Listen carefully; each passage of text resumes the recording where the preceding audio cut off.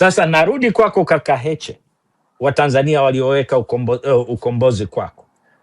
Unajua umebeba mzigo mzito sana. Tunafahamu kwamba mwenyekiti ni mmoja kati ya yale makesi ya kubambikiwa Watanganyika wengi ambao wanaozea jela wanayo. Unaweza ukatuelezea chochote kidogo kwa ufupi kuhusiana na kesi ya mwenyekiti au kesi za chama? Na kumekuwa na haya maneno mengi ya maridhiano, kama unaweza ukagusia kidogo na kuhusiana na baraza kuu. Najua uliliongelea hapa. Ajenda yetu kwa kifupi, ukitaka kuzungumza kwa kifupi sana, kuja kubadilisha mwelekeo wa nchi kwenye kila idara, kwenye kila sekta. Kama tunavyojua, sekta ya kutoa haki imeoza, kuanzia kwenye polisi yenyewe, umiliki wa rasilimali. Nani anayemiliki rasilimali za nchi yetu hizi? Gesi, makaa ya mawe. Nani anayemiliki ardhi ya nchi hii kwa sasa? Kwa taarifa yenu, sehemu kubwa ya nchi hii inamilikiwa na Wachina. Hata Masaki sasa hivi. Yes, mfumo wa kikatiba na kisheria ambao umesababisha tukose viongozi wanaotokana na kura ndio mfumo ambao unaleta matatizo yote haya. Kwa hiyo kwa kifupi sana, focus yetu ni kwenye kubadili mfumo wa kikatiba na mfumo wa kisheria ambao utatuletea viongozi ambao watakuja kufumua na kubadilisha kabisa mwelekeo wa namna ya kuongoza nchi. Kwa hiyo hilo ni la kwanza. La pili, umeuliza kuhusu kesi za chama. Tuna kesi ambazo, moja ni kesi ya mwenyekiti wa chama chetu, mbili ni kesi ya Saidi Isa.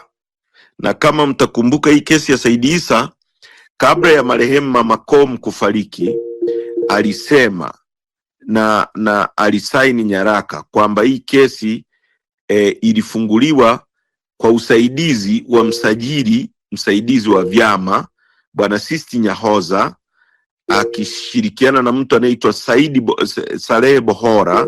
Salehe Bohora huyu, kwa mujibu wa Mama Komu, anasema alitumwa na Rais Samia Suluhu Hassan kwenda kuifungulia Chadema kesi. Kwa hiyo kesi bado ipo mahakamani, iko pending na inaendelea, na ndio kesi iliyotufungia chama kwa siku 309 kihuni kabisa. Tuna kesi mbalimbali za wanachama wetu maeneo mbalimbali. Hivi tunavyozungumza, kuna vijana wamekamatwa wa vyuo vikuu. Kuna mwenyekiti wetu wa wilaya ya Geita vijijini amekamatwa, amepigwa vibaya sana, yuko ndani na wanakabiliwa na kesi kubwa. Kuna vijana wa vyuo vikuu. Mimi ni miongoni mwa vijana ambao wakati wa ujana nilitokea kwenye chuo kikuu nikiwa kiongozi wa Chaso, nikawa diwani, nikawa mbunge. Kwa hiyo nina special attachment na vijana wa vyuo vikuu, na baada ya uongozi wetu nimekuwa nikipita kwenye vyuo vikuu kufufua Chadema Students Organization ambayo imeanza kuja na nguvu kubwa. Tulianzia chuo kikuu cha Dar es Salaam, tukaenda Dar es Salaam, tukaenda Mwanza na baadaye Iringa, na nilipokuwa Mbeya kwenye mkutano nilipata briefly kukaa na viongozi wa Chaso na kuzungumza nao. Lakini cha ajabu, baada ya mimi kutoka pale, wale viongozi walikamatwa, wakapigwa vibaya, na wengine wamevunjwa miguu, wamezuiliwa. Mpaka sasa vijana 3 hawajaruhusiwa kwenda kufanya hata mitihani inayoendelea. Wako mahabusu Mbeya kwa siku zaidi ya 10, wakishinikizwa kwamba waseme mimi niliwapa fedha. Wamerekodiwa waseme kwamba mimi niliwapa fedha ili wanunue vifaa vya kufanyia matendo ya kigaidi kwenye tarehe 7. Kwa hiyo ni kesi ambayo ipo, ambayo ilikuwa inaandaliwa kwa ajili ya mimi kubambikizwa, lakini hao vijana wamepigwa sana na waendelea kushikiliwa kwa kesi ambayo walitaka kubambikiwa au wanaweza kubambikiwa, ambayo walikuwa wanashinikizwa waseme kwamba nilipokuwa Mbeya nilizungumza nao kuwapa fedha ili wafanye matendo ya kigaidi tarehe 7. Kwa ni kwamba ilikuwa inaandaliwa tena kesi mpya. Kama mtakumbuka, nilipokamatwa kipindi kile nilibambikiwa kesi ya ugaidi, baadaye ikaondolewa kihuni tu. Kwa ilikuwa inatakiwa nibambikiwe tena kesi nyingine ya ugaidi na vijana hawa wa Mbeya. Hayo wamemweleza wakili alipoenda kuwaona. Kwa kuna mazingira kama hayo. Hizo zote ni kesi ambazo tunazo. Kwa hiyo hizi kesi zitaendelea kusukumwa, mawakili wetu wanaendelea kuzifanyia kazi, lakini katika mazingira ambayo wote tunajua mahakama za nchi zinavyofanya kazi. Kwa hiyo ni kuapply political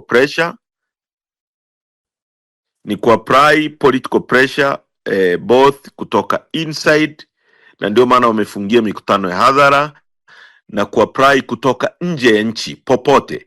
Na katika hili nataka niwashukuru sana Commonwealth ambayo wamekuja na very strong stand na wametoa ultimatum kwa serikali hii dhalimu ambayo haijachaguliwa. Kwa ni kuendelea kuapply pressure tena na tena, kama pressure ilivyokuwa applied kwenye serikali ya makaburu wa Afrika Kusini, makaburu weupe, iendelee kuwa applied kwa makaburu weusi mpaka watakapo, na mwisho wao umekaribia sana. Ukiangalia jinsi wana behave under a lot of pressure na panic. Wako kwenye panic mode kwa sababu inside CCM yenyewe, ndani ya CCM kuna mgogoro mkubwa sana kati ya huyo Nchimbi na wenzake hao, na ndio maana ulisikia mwingine anaitwa Yuda na nini. Huo wote ni mgogoro ambao uko ndani ya CCM. Kwa hiyo kuna pressure kutoka ndani mwao na mgogoro mkubwa, lakini kuna pressure ya kimataifa, na sisi tuendelee kuapply pressure mpaka watakapo acha haya mambo na tubadilishe nchi yetu.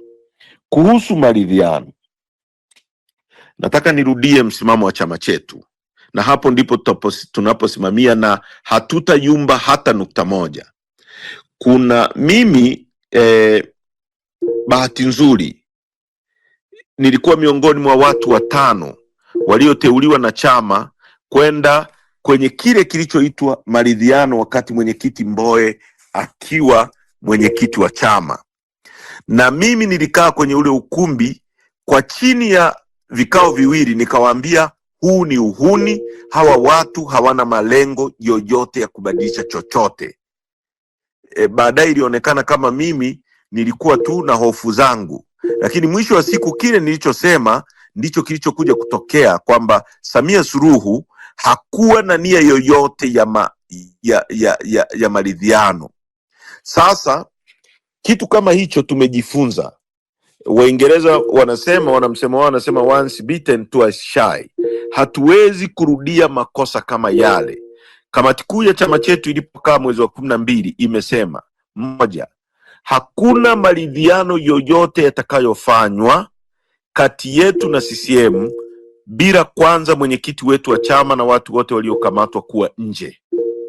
2, hakuna maridhiano yoyote tunaweza au aina yoyote ya mazungumzo bila mediator, bila mtu kati, bila interlocutor ambaye atakuwa katikati na ambaye ana mandate ya kuangalia kile tunachokizungumza kwamba kinatekelezeka.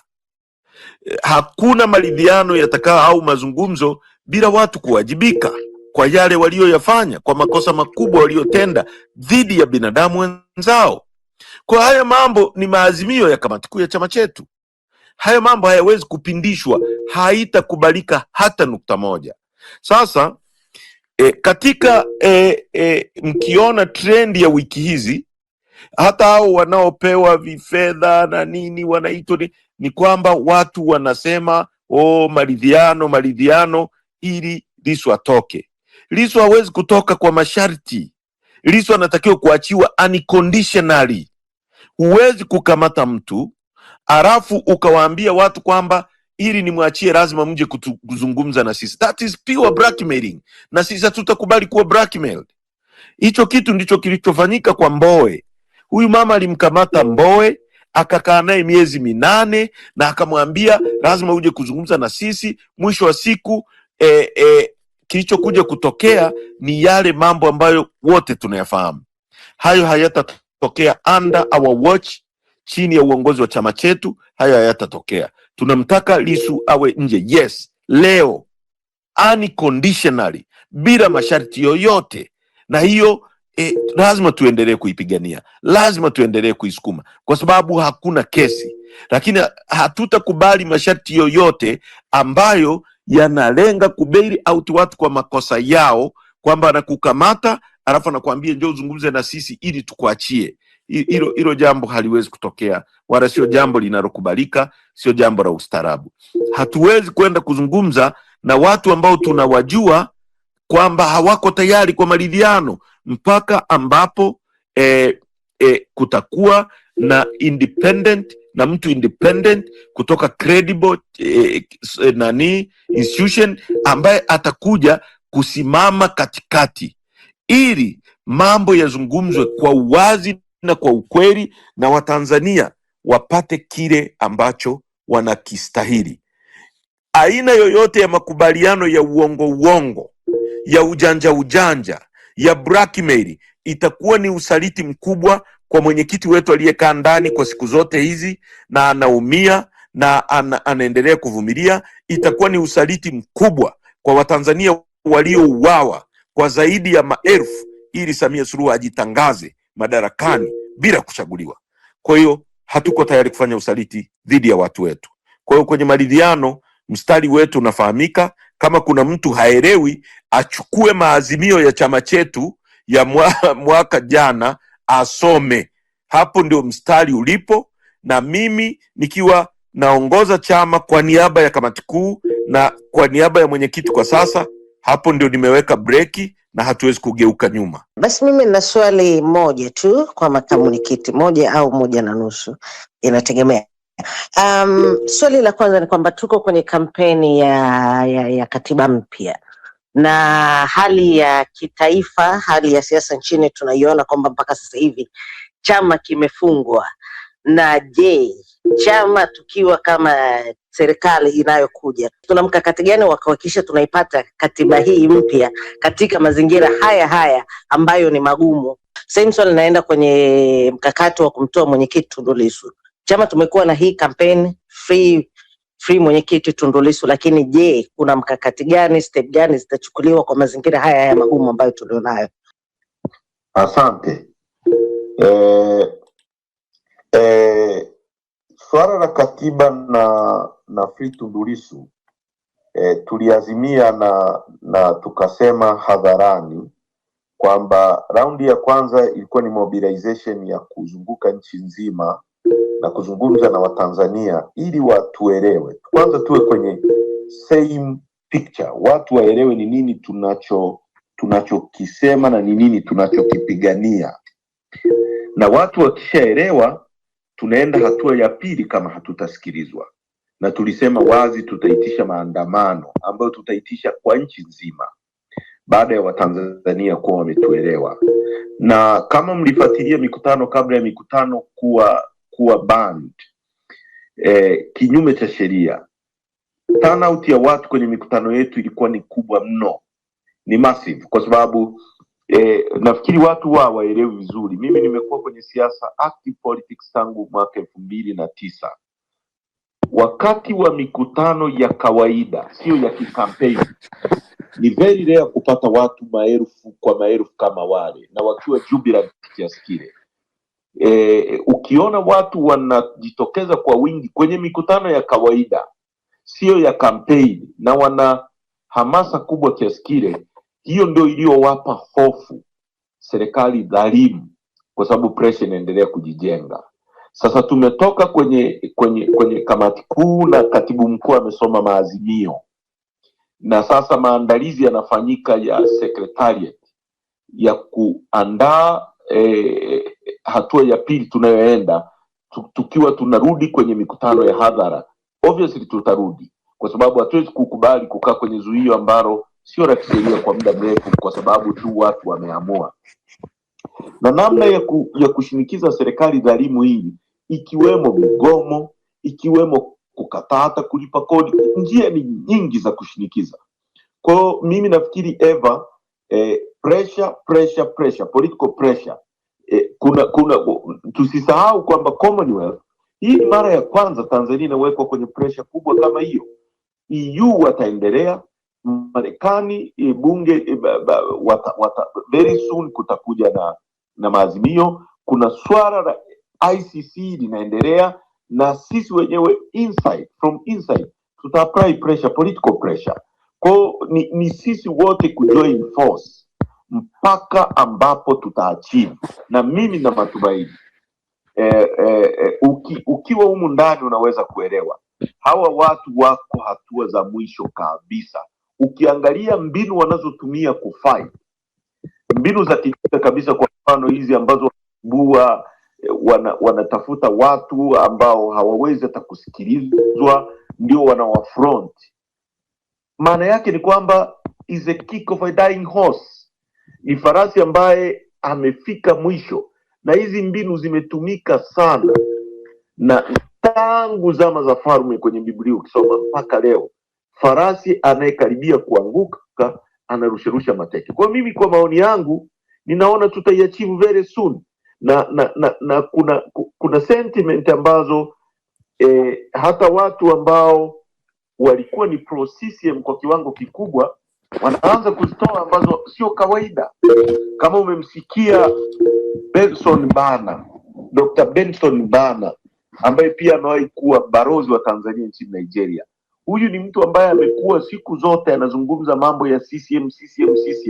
Anapojitokeza anasema maridhiano yasiwe ya uongo, yawe maridhiano ambayo yana mediator.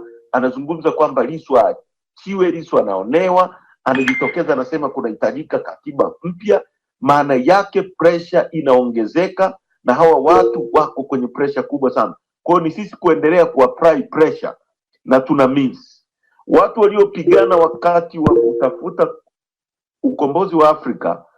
Walikuwa wakifungiwa mikutano ya hadhara ya kukutana na wananchi, inakuwa ngumu sana kuwasiliana na wananchi. Lakini sisi kwa mfano tuko hapa Clubhouse tunazungumza, itaenda YouTube, mamilioni kwa maelfu ya Watanzania wanatusikiliza. Hata vyombo vyao vya habari vikubwa, mainstream media, wakizitumia kufanya propaganda, sisi tunajibu kwa kutumia social media na watu wanasikiliza kwa maelfu. Mimi naenda vijijini naona watu wanavyotufuatilia.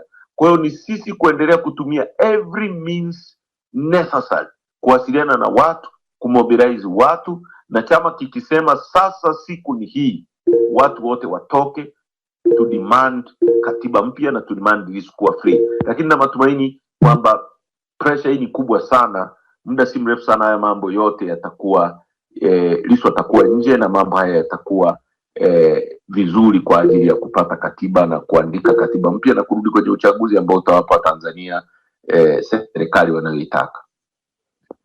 Pressure. Wezesha chama kiwe na nguvu, kiweze kufanya kazi ya mobilization kuanzia chini. Tumobilize wanachama kwenye matawi, kwenye misingi. Mmekuwa mkiona mimi nazunguka kwenye programs za kujenga ofisi. Maana yake ni kuweka misingi ya underground ambayo ni migumu, ambayo tutakuwa na watu kwenye kila kata, kwenye kila kitongoji na kwenye kila wilaya, ambao ni viongozi ambao tuna infrastructure kama ofisi, na pia watu ambao wanawezeshwa kufanya kazi za chama. Kwa hiyo hilo ndio nafikiri focus yetu ni hapo. Lakini mimi naamini tutaachieve yote haya kwa pressure, na ni kwa sababu ya historia ya dunia.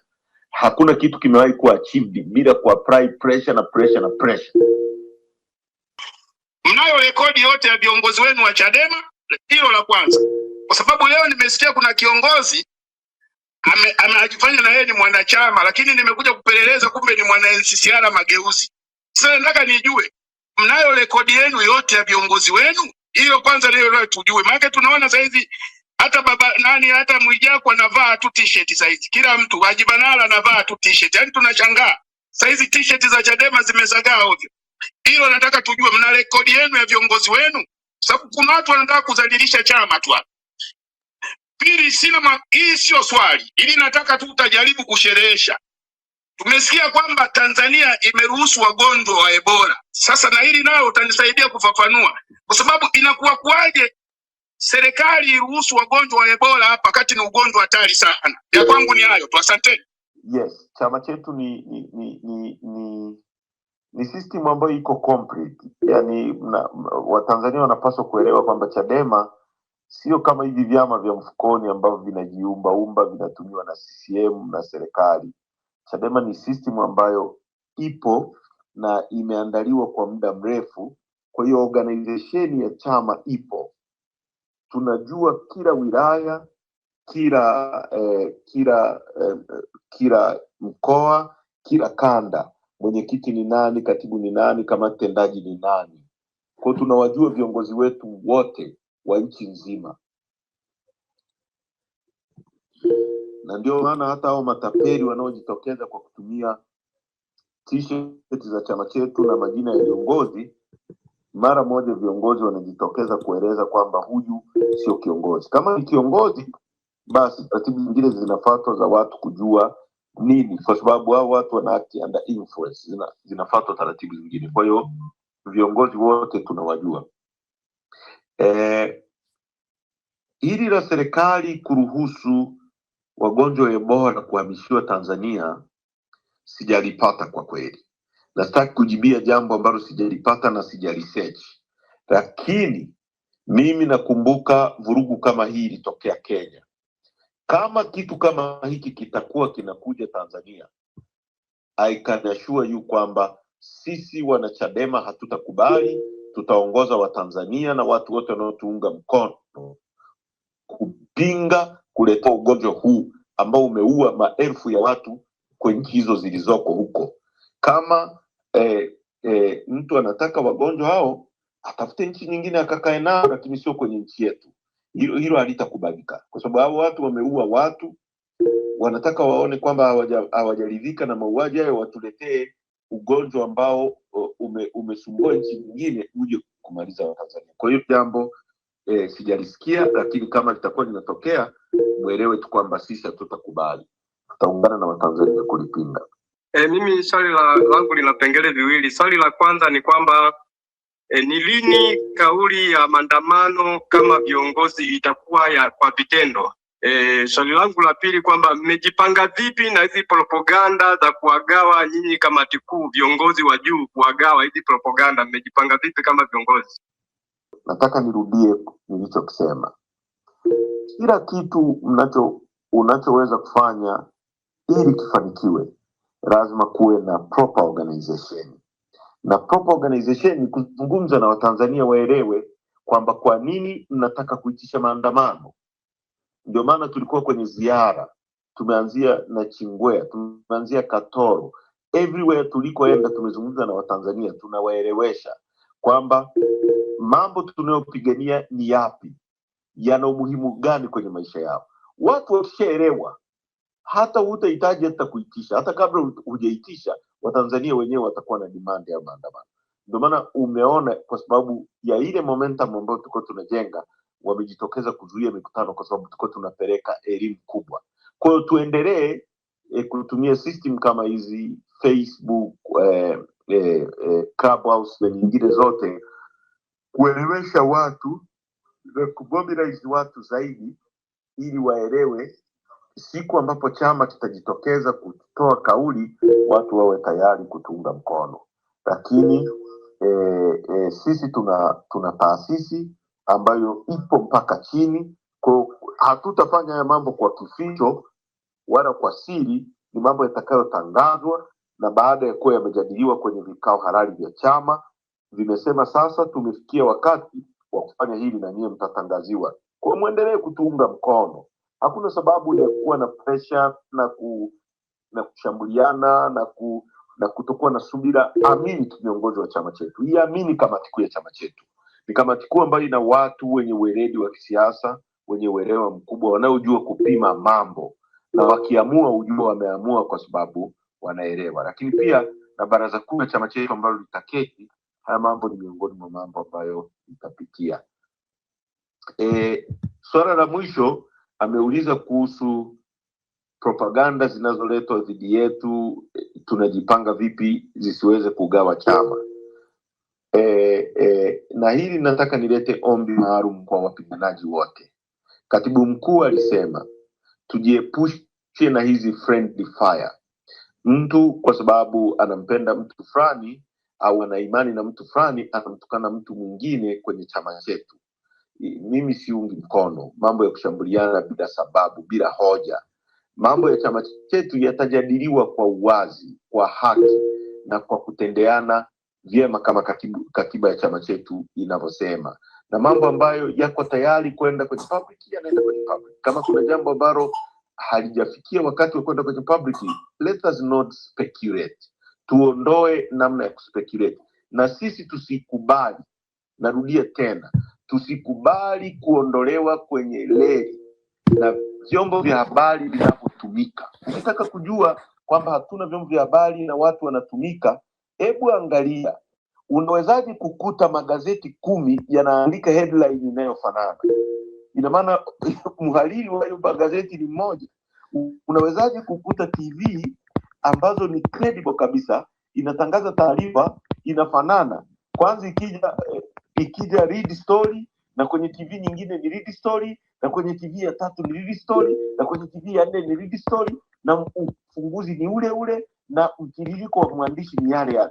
Kwa hiyo tusikubali kupelekwa kwenye benchi ya CCM ambayo inatuletea propaganda za sisi wenyewe tukaishia kugawana. Sisi kama viongozi wa kamati kuu na chama, na kwa wale tunaoongoza chama, tuko imara. Tunajua hii ni propaganda, hili linaletwa ili litutoe nje ya reli. Sisi hatutoki nje ya reli, tunastiki kwenye biti. Na ndio maana nimeanza kwa kusema tunastiki kwenye hoja ambazo ni free Tundu Lissu na katiba mpya. Na wafuasi wetu na wanachama wetu wote, msikubali kugawanywa na kutolewa kwenye reli.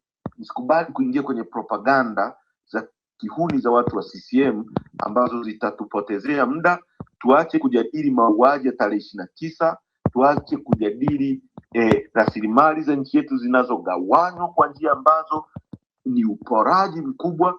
Tuache kujadili mambo makubwa, tujadili mambo madogo madogo ya kupigana mishale sisi wenyewe kwa wenyewe. Kwa hilo nawaomba sana na nyie, lakini sisi kama viongozi tuko makini, tuko macho, na tuna vyombo vingi ambavyo kwa kweli vinatusaidia. Tuna wazee wengi sana ambao wanatushauri, na nataka nimwambie hiki chama kinaungwa mkono na watu wengi sana. Yaani watu wakisikia jambo lolote ambalo ni baya dhidi ya Chadema, watu hawalali. Mimi napigiwa simu na wazee. Aminini kwamba hata kuna wazee wengi tu ambao wanatushauri namna ya kuenenda, namna ya kudhibiti mambo, namna ya kuangalia namna ya uongozi. Kwa hiyo chama chetu kimejaa watu wengi wenye busara. Kuna viongozi wa dini wanatushauri. Kwa hiyo tuko vizuri. Ni sisi wanachama na sisi wapenzi tujiepushe sana na propaganda ambazo zinaweza kutuletea mpasuko unnecessary, hasa pale inapofika kumsema kiongozi wa chama kwenye public na kusemana kwenye mazingira ya kimitandao. Hilo sisi kama wanachadema na viongozi tujiepushe. Lakini wale wanaoturushia haya mambo, wao tunawafahamu na tunajua nia zao. Mtu ambaye ni mtu ambaye anatamani Chadema ife hawezi leo kujifanya kwamba anazungumza mema kuhusu Chadema. Kwa hiyo hayo yote tuyaelewe na tujiepushe nayo na tustiki kwenye hoja, na nafikiri utafanikiwa. Asante sana. Je, unaamini ulinzi ulionao upo sawasawa au unahitaji msaada kuongezewa ulinzi? Karibu. Kwanza masuala ya ulinzi ni masuala very sensitive. Sio masuala ambayo unaweza kuyazungumza kwenye public. Na kwa kweli tunapitia kipindi kigumu.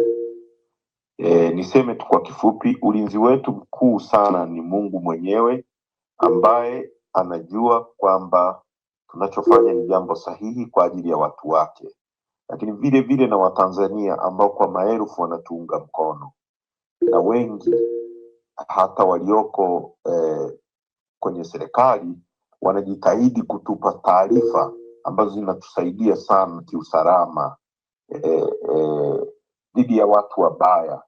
Na hili liwe tu kwenye akili zetu kwamba system ina watu wabaya sana, na system ya serikali ya nchi imeoza, ina watu wabaya, lakini sio watu wote ni wabaya. Kuna watu wema sana wako serikalini ambao wengi wanatupa taarifa na wanatamani kuona nchi inabadilika, na ndio maana nimekuwa nikiwaambia hata nilipokuwa nasema kwamba tunasogelea sana ushindi na senta haiwezi kuhold tena, senta inayumba mno. Kwa hiyo hata wao wenyewe ukiwauliza mnapeleka wapi nchi, hawaelewi. Ndio maana wamedevote kwenye system za kuumiza watu. Kwa hiyo tuendelee, kama mimi nitakuwa more than happy kuongezewa watu kunisaidia, lakini watu ambao tutahitaji pia kuwafahamu ni kina nani, na hayo ni mambo ambayo tunaweza kuzungumza pembeni na watu ambao wanafikiri wanaweza kutusaidia. Lakini nina watu na ni watu wazuri, ni watu naowaamini, lakini haya masuala sio ya kujadili kwa uwazi kiasi hicho. Kwa hiyo nashukuru tuishie hapo kwenye hilo.